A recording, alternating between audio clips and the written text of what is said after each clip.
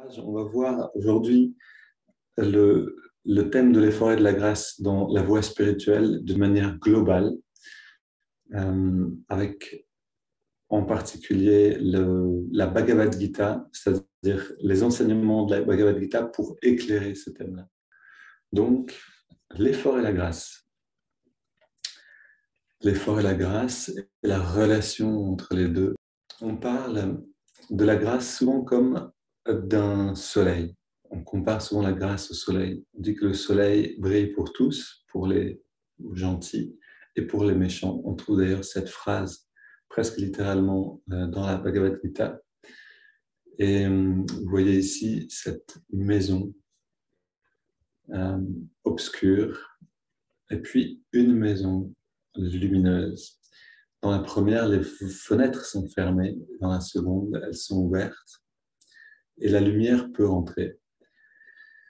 Donc, ce que cette image que vous connaissez sans doute nous dit, c'est que pour que la grâce rentre, on n'a pas besoin de mériter cette grâce dans le sens où il faudrait la produire ou la créer. Mais en fait, on a besoin d'ouvrir. Ouvrir en nous ce qui permet de recevoir cette lumière à l'intérieur. Ouvrir les fenêtres. Alors, qu'est-ce que c'est ces fenêtres? C'est les obstacles. C'est-à-dire que en nous, on a des tendances, et on va voir ça avec l'enseignement de la Bhagavad Gita, très clairement, que le travail en fait de l'aspirant spirituel, c'est de cultiver les qualités en nous-mêmes qui permettent de laisser passer la lumière. On a des qualités en nous-mêmes qui font obstruction à la lumière. Et ces qualités-là, on a besoin de les reconnaître, puis de les transformer en qualités qui laissent passer la lumière. Alors, quels sont les obstacles? On va voir ça un peu plus tard avec la Bhagavad Gita. La question qui se pose de manière générale, c'est comment attirer cette grâce dans nos vies. Et c'est-à-dire comment orienter, c'est ça que ça veut dire, toute notre vie dans cette et vers cette lumière-là. Et une phrase qui vient de Matthieu, donc l'évangile selon Matthieu, c'est que tout arbre qui ne produit pas de bons fruits est coupé et jeté au feu. Il y a aussi une autre image qui illustre très bien qui va tout à fait dans le sens de cette phrase. L'humanité est comme un arbre et chaque feuille, c'est une personne. Quand la feuille reçoit la lumière, c'est son travail, et envoie et fait sa photosynthèse, donc transforme cette lumière en énergie que l'arbre peut intégrer, dont l'arbre peut se nourrir, et qui peut donc contribuer au bien de l'ensemble, alors la feuille va perdurer. C'est-à-dire que, en fait, l'arbre est dans la capacité de retirer la sève des feuilles qui sont plus utiles, qui sont par exemple dans l'ombre, ou qui sont même de toute une branche. Il peut laisser tomber toute une branche, s'il le désire, pour privilégier celles qui sont fertiles. Et en fait, c'est pareil pour nous. C'est-à-dire que dans nos vies, si on est une bonne feuille, une feuille qui reçoit cette lumière et qui fait donc sa part, c'est-à-dire cette feuille, elle fait sa part de travail, aussi insignifiante semble cette part si on la compare à l'humanité tout entière ou pour un arbre, une petite feuille, mais si elle fait sa part, elle se met dans cette disponibilité pour recevoir la sève. Et donc, c'est une question qu'on peut se demander, une question qui est toujours bon de se poser. Comment je peux encore plus, encore mieux faire ma part, faire ce qui vient naturellement dans ma vie et qui va contribuer à amener quelque chose de bon au grand tout, on pourrait dire à l'ensemble de l'humanité, à l'ensemble de la vie. Passons maintenant donc à l'enseignement de la Bhagavad Gita, qui donc approche ce travail de l'aspirant spirituel de manière très pragmatique, très concrète, et qui nous explique donc qu'on est tous dans ce processus de la reconquête d'un royaume qui a été volé, qui a été en fait, euh, le trône a été usurpé, a été pris par une famille adverse. Alors, c'est juste quelques mots sur cette Bhagavad Gita. La Bhagavad Gita, c'est un passage relativement court, en fait, dans la plus grande épique, apparemment, qui existe dans la littérature sur Terre. En tout cas, c'est ce que j'ai lu. C'est vrai que c'est une épique incroyablement riche et longue. Et ça s'appelle le Mahabharata. Mahabharata, ça veut aussi dire la Grande Guerre. Et cette épique, elle raconte le chemin de l'humanité, elle raconte le chemin aussi de chacun d'entre nous dans notre évolution, dans l'accomplissement de notre épanouissement spirituel. Et donc, cette Bhagavad Gita, qui est le moment de l'affrontement des deux armées, est un endroit crucial parce que c'est le moment où l'aspirant spirituel qu'incarne Arjuna, que symbolise Arjuna, donc le héros de la Bhagavad Gita, c'est le moment où l'aspirant spirituel donc va rentrer dans le combat, va rentrer dans la bataille, et on va voir que c'est pas évident justement qu'il le fasse. Et donc ça, c'est quelque chose qui va parler à chacun d'entre nous dans nos vies. Donc deux armées se font face sur le champ de bataille du Kurukshetra. Et ici donc, le Kurukshetra, c'est vraiment le champ de notre propre conscience. Et c'est donc un enseignement clé de cette Bhagavad Gita, c'est du Mahabharata, c'est de nous dire que dans la vie, en chaque instant, on a ce choix en fait entre se lever pour affirmer les forces du bien en fait euh, dans l'instant faire le bon choix ou laisser l'automatisme prendre le dessus et aller dans les tendances négatives. Et ces deux armées sont vraiment les tendances positives en nous. Donc, si on reprend l'image de la maison, c'est ces qualités en nous qui laissent passer la lumière, et l'armée, les ennemis, en fait, les ennemis du bien, puisque c'est vraiment ce qui se passe dans cette histoire du Mahabharata. On a une famille qui représente toutes les qualités lumineuses, spirituelles, et une famille qui représente toutes les qualités négatives. La colère, la jalousie, la volonté du pouvoir sur les autres, etc., etc. Et donc, ces deux familles vont s'affronter. En fait, c'est la même famille.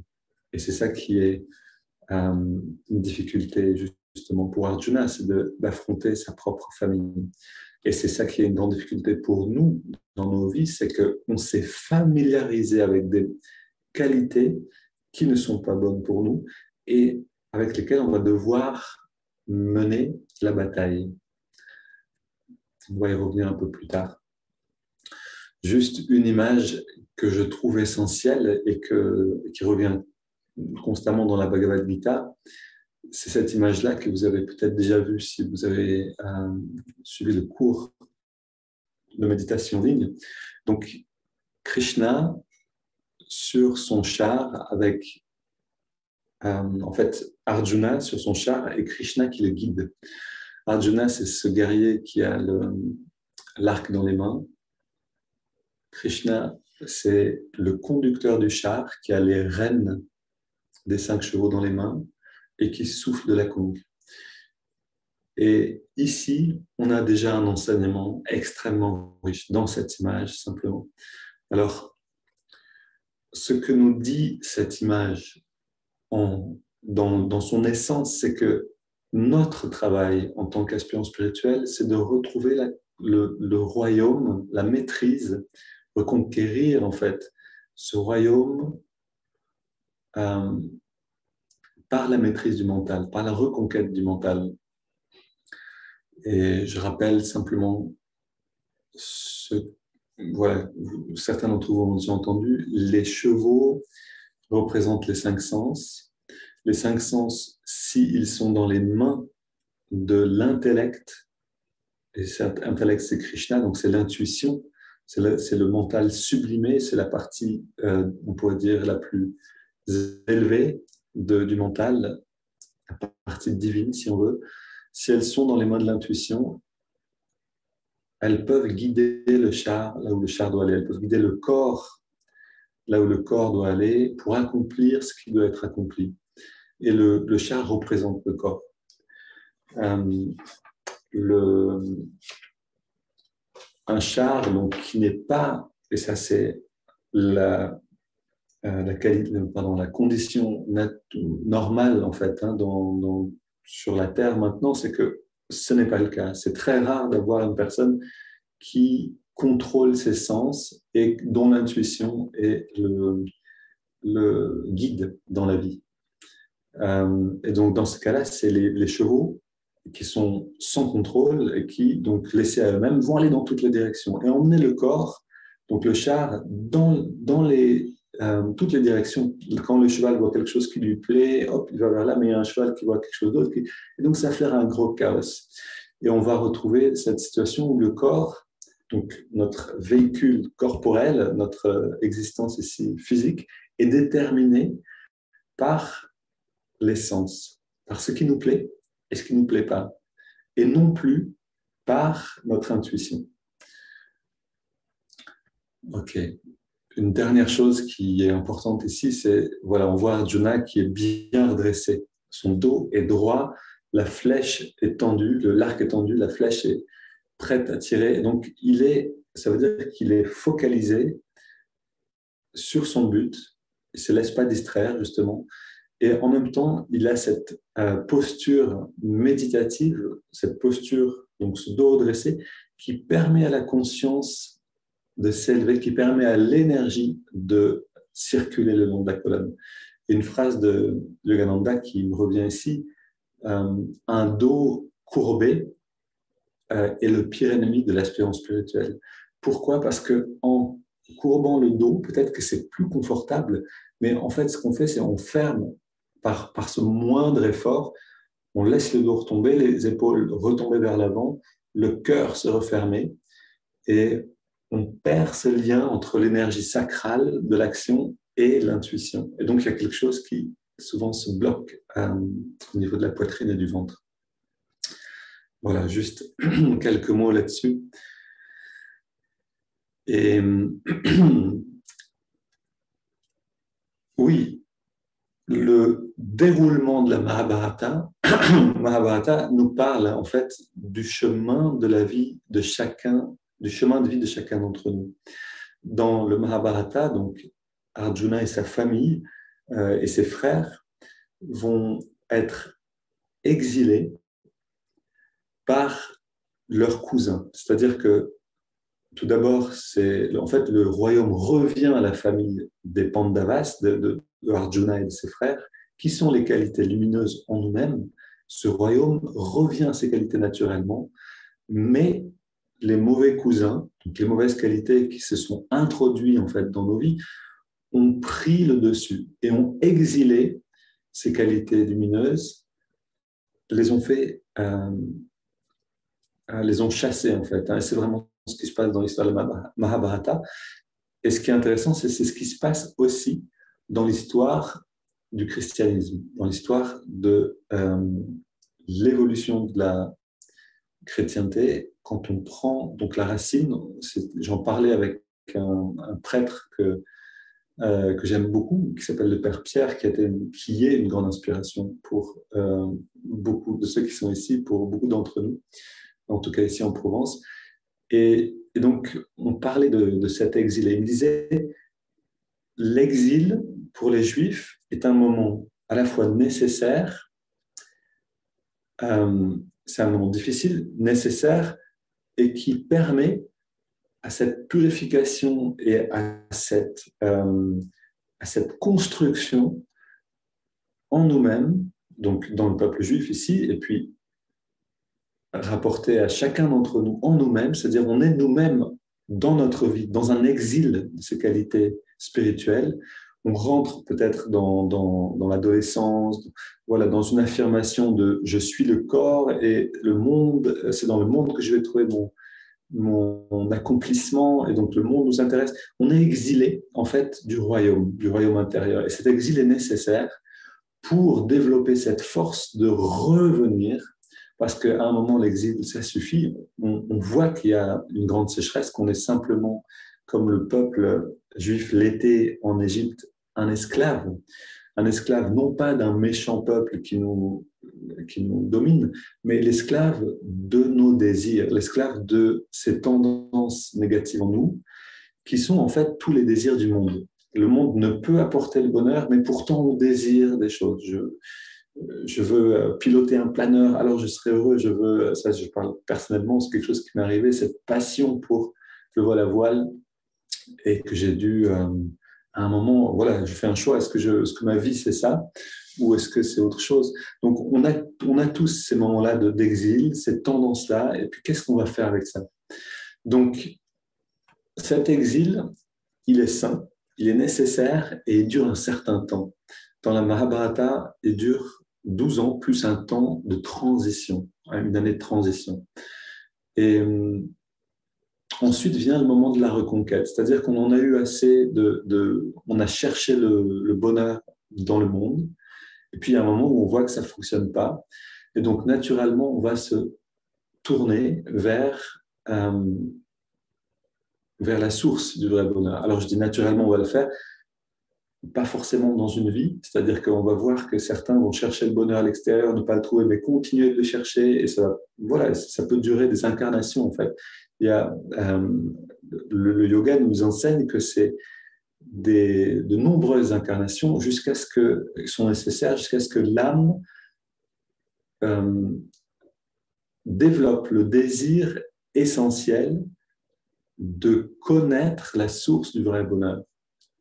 Et qu'à partir de ce moment-là, d'une certaine manière, l'âme est sauvée dans le sens, pas qu'elle est tout de suite heureuse, mais elle a trouvé la vraie soif. Elle n'est plus assoiffée de ce qui ne va pas pouvoir la, étancher sa soif, mais elle est assoiffée de ce qui va vraiment pouvoir la fulfill,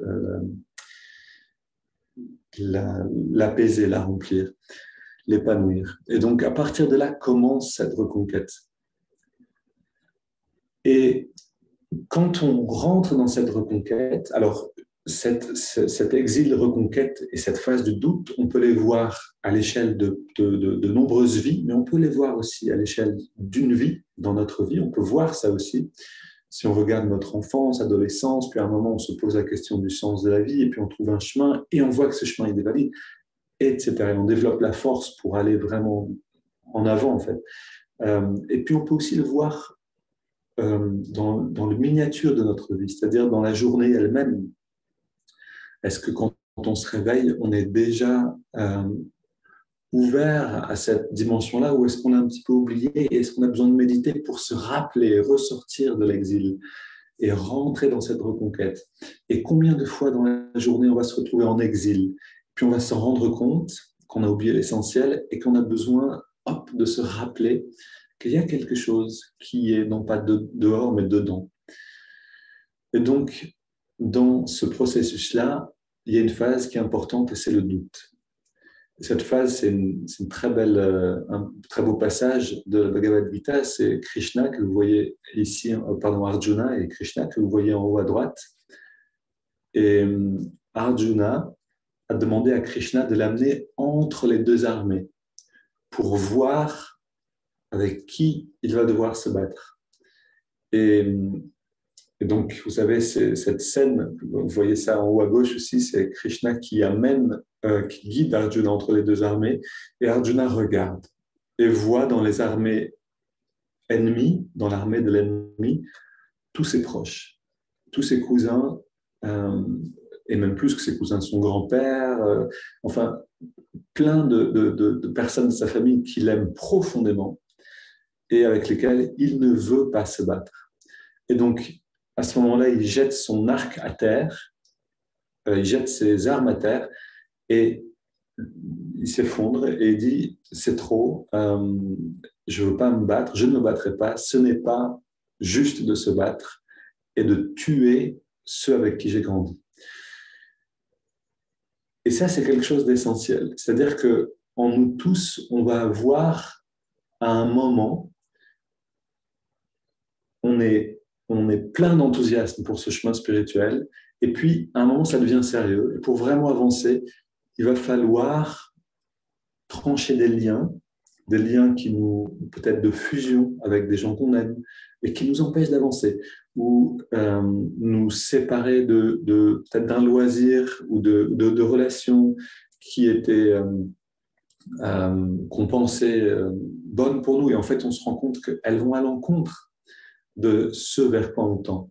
Et donc il y a ce moment-là où on ne veut pas en fait se libérer. On ne veut pas, on est entre ces deux choses. À la fois, on est entre les deux armées, on a dit ok, on va faire ce qu'il faut pour reconquérir le royaume, et puis quand il faut passer à l'action, on est dans le doute, dans la difficulté, et on fait un pas en arrière. Donc c'est là où Krishna intervient, et Krishna, c'est cette conscience qui est en nous, cette intuition qui peut nous guider, et qui guide activement Arjuna ici, qui lui dit, mais tu dois te battre. Ce que tu dis ici, parce que Arjuna va trouver 1000 excuses pour ne pas se battre, et Krishna lui dit, les excuses que tu trouves ne sont pas valables.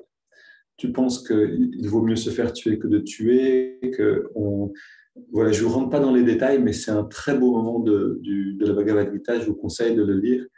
Et vraiment, Arjuna, on trouverait qu'il a des arguments convaincants, et on se rend compte ensuite que c'est notre mental qui s'est perdu, que c'est son mental qui s'est perdu, et puis le nôtre, quand on est dans le doute, et qui va justifier les sentiments. C'est-à-dire que le mental devient l'esclave. En fait, le mental suit toujours les sentiments. Et si nos sentiments sont dans l'attachement, dans les désirs des choses, dans la nostalgie, etc., eh ben, le mental va dire non, mais ça, c'est justifié. Et va trouver 1000 raisons pour ne pas se battre, pour ne pas justement faire les choses qui sont à faire et qui ne sont pas faciles. Mais quand on laisse donc cette intuition nous parler, et ce moment-là d'intuition qui parle, alors il est en bas à gauche, je vais aller un petit peu vite, voilà, en bas à gauche, vous avez Krishna qui, dans toute sa splendeur, aide Arjuna à se redresser par un discours qui est très juste, qui est magnifique. Et ça, c'est notre travail dans la méditation. C'est-à-dire, on a besoin de reconnecter avec cette intuition à l'intérieur de nous. Je dis la méditation, mais ça peut être pour certains d'aller dans la nature, de peindre, de faire de la musique. Quel que soit le moyen, c'est de retrouver l'accès à cette intuition qui va nous redresser, nous donner cette force pour retrouver cette volonté de nous transformer malgré notre attachement à nos côtés négatifs, notre attachement à nos faiblesses d'une certaine manière, et nous faire goûter aussi à cette lumière. Et c'est vraiment important, c'est-à-dire c'est en goûtant à la lumière, à cette béatitude, bliss, à ce bien-être dont on fait l'expérience en méditation, à l'intérieur de nous, qu'on va développer la force de se détacher des plaisirs temporaires. Parce que si on ne peut pas faire l'expérience de cette béatitude, comment se libérer de quelque chose sans rien avoir pour le remplacer? Il y a vraiment ici quelque chose qui doit se faire par palier progressivement, et la méditation est un très bon chemin pour développer ce goût et nous aider donc à cette transformation. Et donc oui, à la fin, cette dernière image pour dire que voilà, maintenant Arjuna a dépassé le doute, il souffle dans la conque avec Krishna, c'est ça, pour annoncer le début de la bataille.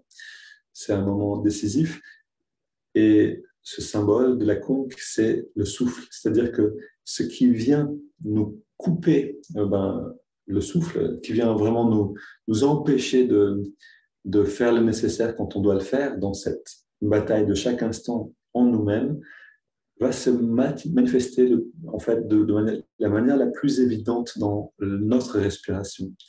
Donc, quand on est dans une angoisse, dans une peur, dans une anxiété, dans une hésitation, le souffle s'arrête. Et le fait de respirer profondément, le fait d'aller dans la maîtrise de la respiration nous redonne accès à la maîtrise du mental, à la maîtrise des sens, donc des chevaux et à toutes nos ressources nécessaires pour avancer. Et que représente Arjuna? Arjuna, pourquoi est-ce que c'est le héros de la Bhagavad Gita? Parce que c'est le chakra. Alors, chaque Pandava, chacun de ses frères de la famille d'Arjuna représente un chakra différent, c'est-à-dire une partie de nous-mêmes, une qualité de nous-mêmes lumineuse et distincte. Et Arjuna représente ce troisième chakra qui est la force de volonté. Et c'est la force de volonté qui détermine toute l'issue de la bataille, de la guerre. Donc, les autres chakras sont là, mais tant que le troisième chakra ne sera pas engagé avec en tout cas une force, un minimum de force dans cette transformation intérieure, rien ne pourra se faire. Et c'est là où, parce qu'il y a un effort, en effet, là on en vient vraiment au thème.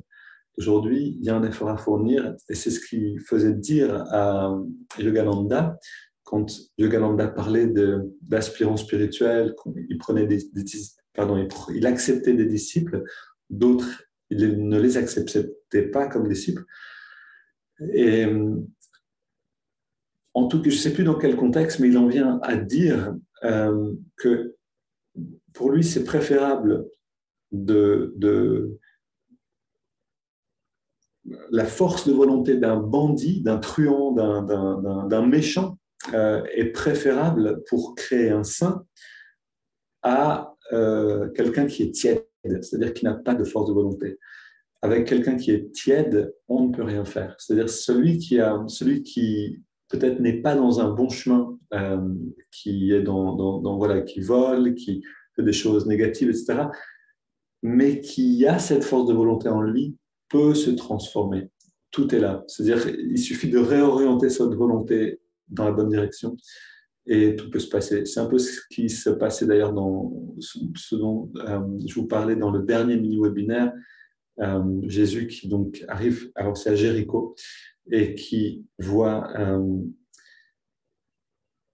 Zaché, je ne sais pas comment on prononce, et puis ce voleur de Zaché qui est au service des Romains et qui en fait en met plein dans ses poches, sa force de volonté, elle est redirigée par l'amitié de Jésus, que Jésus manifeste, et ça en fait quelqu'un donc, qui peut être lumineux.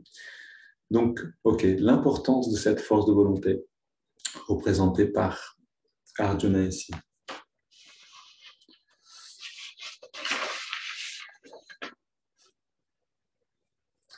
Donc, voilà, tout ça, c'est intéressant, c'est bien beau, et c'est réjouissant. Vraiment, je vous conseille d'aller lire, vous intéresser à la Mahabharata et à la Bhagavad Gita.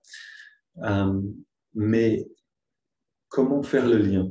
Comment est-ce que cette sagesse donc va s'installer dans nos vies? Comment est-ce qu'on peut aider à en profiter vraiment, à l'incarner?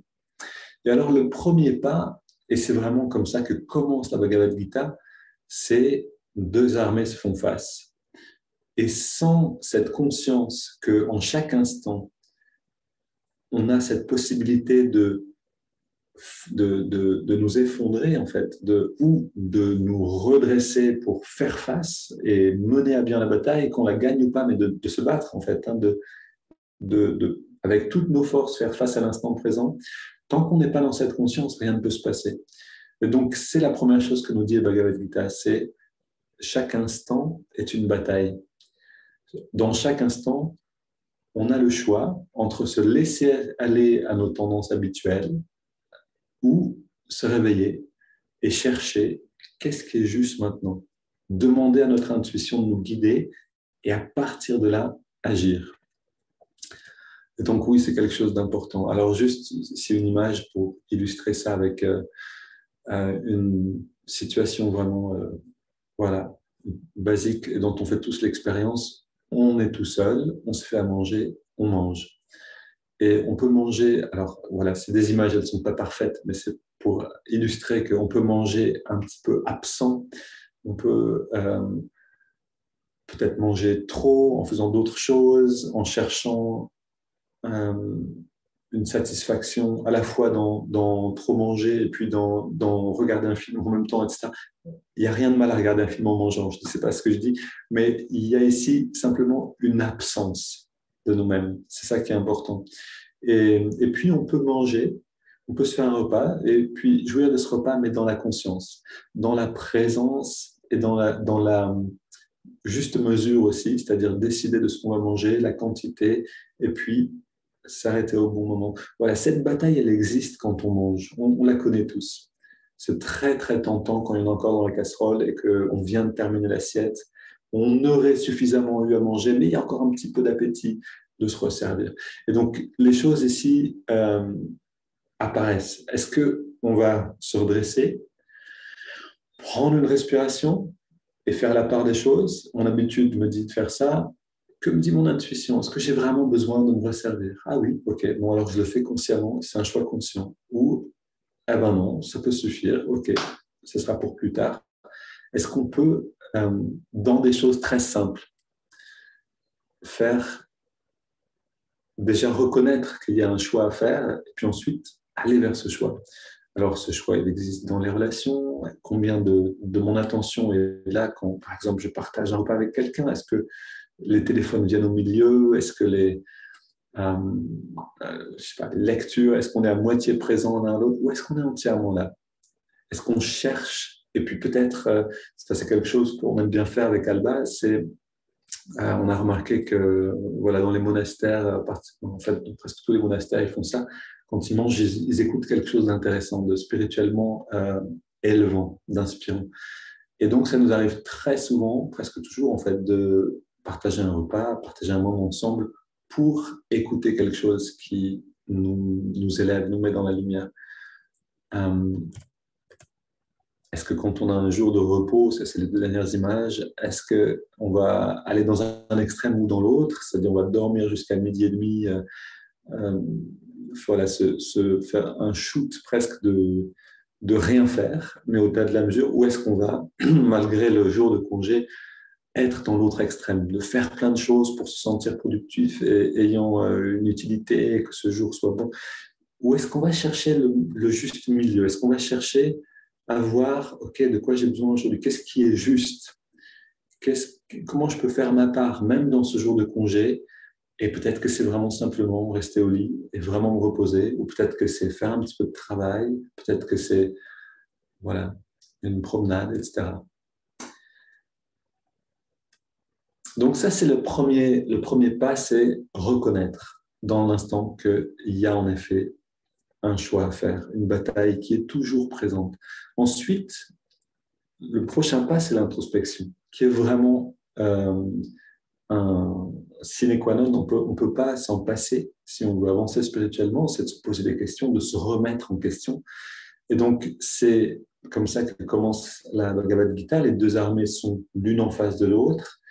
Et le roi aveugle, donc, qui s'appelle Dhritarashtra, qui est ici donc magnifiquement peint à droite ici, représente notre mental aveugle, symbolise le mental aveugle en nous-mêmes. Pourquoi est-ce qu'il est aveugle, ce roi? Parce que le mental en nous est aveuglé par les sens. Tant que notre mental fonctionne avec les cinq sens, on ne peut pas accéder à la réalité de ce qui se passe. Et donc, on a besoin et c'est ce que fait ici Dhritarashtra, il parle avec Sanjaya, qui est la faculté d'introspection en nous, en chacun d'entre nous. En fait, c'est l'intuition, et de voir, mais qu'est-ce qu'il s'est passé sur le champ de bataille? Et cette phrase est importante, c'est pas qu'est-ce qu'il se passe dans cet instant, dans cette bataille de l'instant, mais quels ont été les résultats? Qu'est-ce qui s'est passé? Et Yogananda explique que le fait que Dhritarashtra, le roi, parle au passé, demande au passé à Sanjaya, mais qu'est-ce qui s'est passé? euh, c'est une clé. C'est-à-dire que pour nous, ça veut dire on pourra juger du résultat de notre effort seulement au fruit de l'effort lui-même. C'est-à-dire quand on rentre dans l'instant, on se bat, OK, est-ce que je vais manger encore une cuillère de plus ou est-ce que je m'arrête ici? Je respire, c'est pas le moment de faire de l'introspection, c'est, enfin, je veux dire, c'est pas le moment de rentrer dans une analyse euh,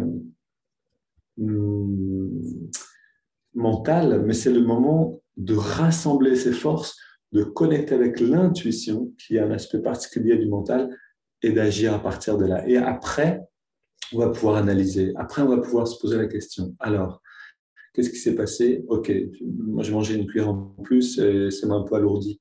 Bon, ben, j'ai vu que c'était peut-être pas le meilleur choix, mais au moins j'ai posé la question et j'ai pensé à connecter avec l'intuition. Ou j'ai fait le bon choix et ça s'est bien passé. Ben, le lendemain, je vais faire la même chose parce que j'ai vu que ça s'est bien passé. Ça va me renforcer pour faire le bon choix à nouveau le lendemain. Le travail d'introspection, regarder après coup. Donc, par exemple, à la fin de la journée, c'est quelque chose que conseillait beaucoup Yogananda, regarder la journée et voir comment ça s'est passé, où est-ce que je suis tombé, où est-ce que j'ai réussi à me redresser. Comprendre la situation, ça veut dire prendre le temps d'observer en fait ces qualités en nous-mêmes et de voir dans notre vie comment elles se manifestent. À quel moment je vais faire l'expérience peut-être d'une tristesse, d'une dépression peut-être, qu'est-ce que c'est ces choses, ces ombres en moi qui viennent complètement obscurcir la lumière et qui me rendent malheureux. Et puis, qu'est-ce que c'est, ou ça c'est vraiment important, quelles sont les qualités positives en moi-même? Parce qu'on peut tomber en regardant les qualités adverses, les qualités négatives, on peut se laisser embourber dedans. La conscience va se baigner dedans et reste dedans. Et ça, donc, c'est dangereux. On a vraiment besoin de faire l'inventaire. Qu'est-ce que c'est mes forces? On en a tous, sinon on serait pas à se poser des questions là-dessus. Et donc, ces forces-là, elles vont nous permettre, quand on les comprend, de mieux vaincre. Je rentre dans une situation qui est difficile, j'ai une tendance que je connais peut-être à me laisser aller à je sais pas, l'apitoiement sur moi-même. Ah, j'ai mal ici, j'ai envie que tout le monde le sache, etc.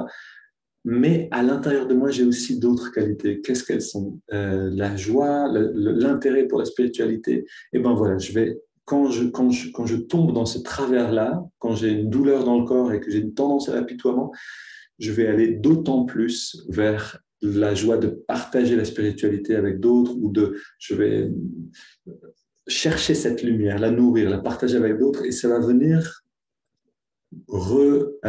renforcer en fait ces forces positives pour que la bataille puisse euh, terminer de la bonne manière.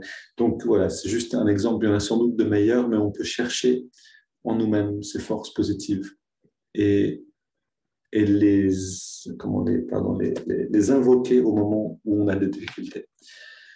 Et oui, ça c'est très important. En effet, commencer là où on peut vaincre, là où on peut réussir. On ne va pas commencer sur un terrain de bataille trop difficile. On a tous des attachements, des désirs, des tendances négatives. Il y en a qui sont musclées, qui sont fortes. C'est pas par elles qu'on va commencer à se transformer. On va commencer là où on peut.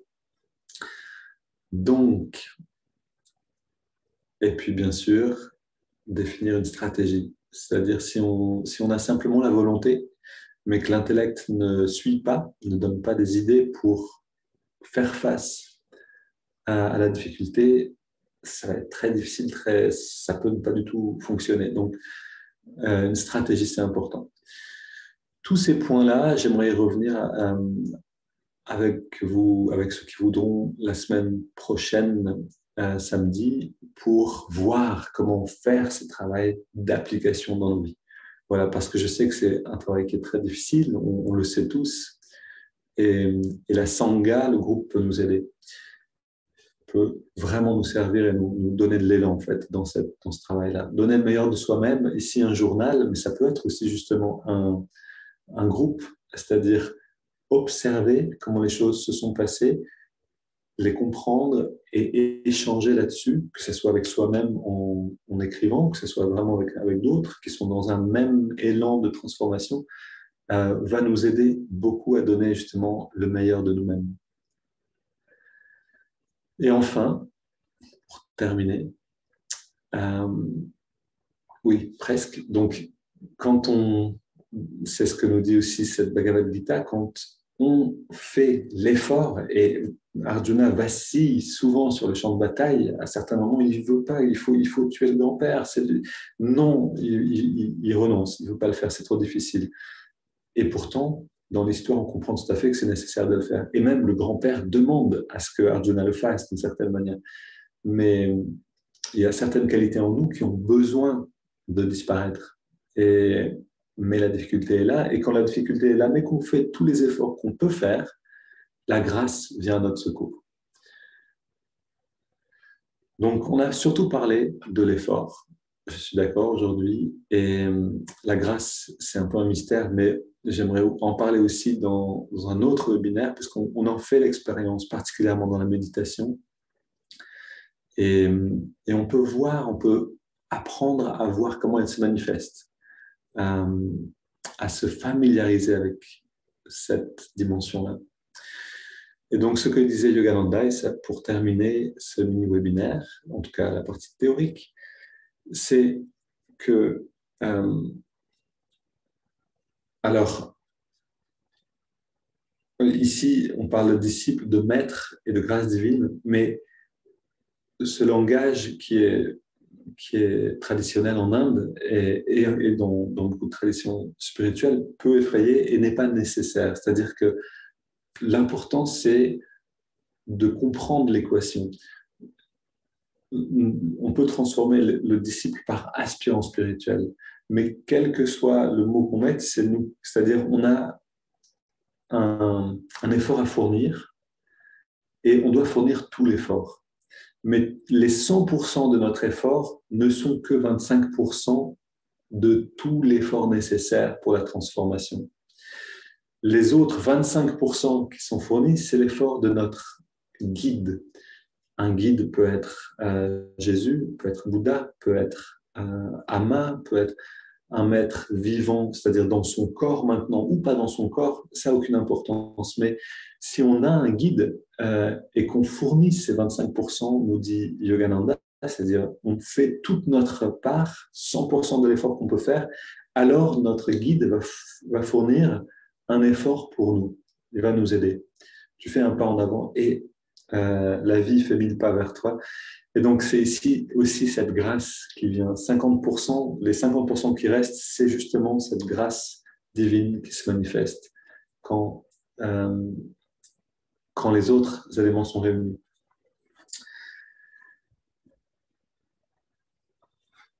Ok. Mais j'insiste juste pour clarifier, on n'est pas un malentendu. C'est pas qu'on fournit nous 25% d'efforts, on fait 100% de ce qu'on peut faire, mais ça, on est conscient que c'est pas tout. Et donc, il y a quelque chose d'autre qui est ici en jeu, en chemin, en mouvement pour nous permettre d'arriver à cette transformation. Et donc, ce que je vous propose maintenant, c'est de rentrer dans un petit moment de pratique avec ces idées-là.